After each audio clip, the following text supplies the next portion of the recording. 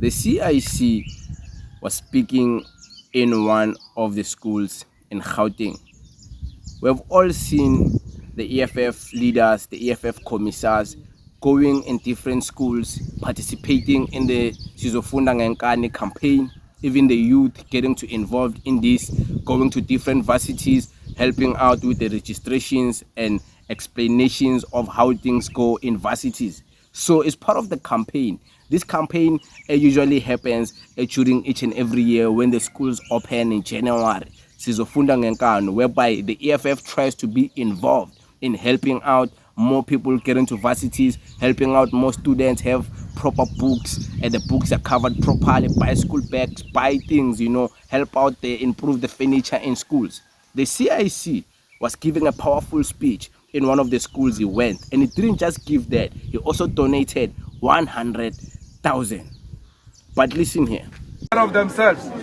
There is no white school that looks like our school. There is no white school with such results. And the enemies of blackness are going to look at you and make us a laughing stock. You must remember, students, you come from the family that you come from. Don't come in here and try to impress criminals that come from well-off families. And you know that in your families, you are going to be the first one to pass matric. In your family, you are going to be the first one to drive a car and have a proper job. Before you impress friends, you have to think of where you come from. Before you impress the people who don't care about you, they pretend like they care about you in this school because they call themselves your friends. But when you live here, that's the speech the CIC is giving. Many people, when they listen to this speech, they are saying, it's them, it's not me. They are saying, nah, the CIC is talking about rich kids. I agree, there's a point where it's like, you guys who are coming from disadvantaged families, don't be looking at these rich kids who are gangsters, majority of them, who have money, going, having everything, and then you want to be like them. Don't forget where you come from. Many people are missing the message of don't forget where you come from. They're focusing, they're saying, the CIC, you're taking your kids to white people's schools. When your kids are the rich kids in those schools. They've missed it completely. They're missing the message. They love to misunderstand him. Like, they don't see anything he says until it's late. Like this thing of the soldiers, the thing happening in DRC. He talked about it long time ago. They thought it was crazy. Hey, CIC is insulting the South African. Look now, he's vindicated. He's right. Here he's speaking to the kids. He's not trying to get votes. Majority of these kids are way below the voting age. They are too young. He's not there for that. He's doing this out of love. He's doing this to help out the school. He's doing this to go there and donate and empower the kids. Everybody goes to schools and empower the kids. Who's this guy? Skim GP. He goes there to schools. Nobody says anything when Skim GP goes to schools and tries to empower the kids. He was an ex-gangster, West Part, but he's still going to schools to empower the kids. He donates, he shares words of encouragement. Abo Sylvester Mofokeng, they are going there, ex-prisoners, trying to empower the kids, trying to speak and help out the kids. But somehow when it's Julius Malema, the man who's going to even come and donate 100K to the improvement of that school, it's a problem because he's a politician and is looking for votes. No, man, not everything the EFF does is for votes. The EFF, majority of the things they do is genuinely because they care about black people. Majority of these schools, the EFF goes and donates to. Those VDs, those municipalities or those wards, it's people who never even voted for the EFF in majority. Those are DA wards, some of them. Some of them, the MK party won them in majority. Some of them, other political parties won them. Action SA, Patriotic Alliance, ANC. The EFF, it was at the bottom or number 2 or number 3. But they still go there. They're not looking at which wards where we voted the most. Let's only visit those schools. They're not doing that. They're going everywhere. So, the message here is that the message I got, even me as an adult, I'm not like these kids, so I'm not like them. But the message I got from this is that never forget where you come from, and don't try to compare yourself with people who don't come from where you come from.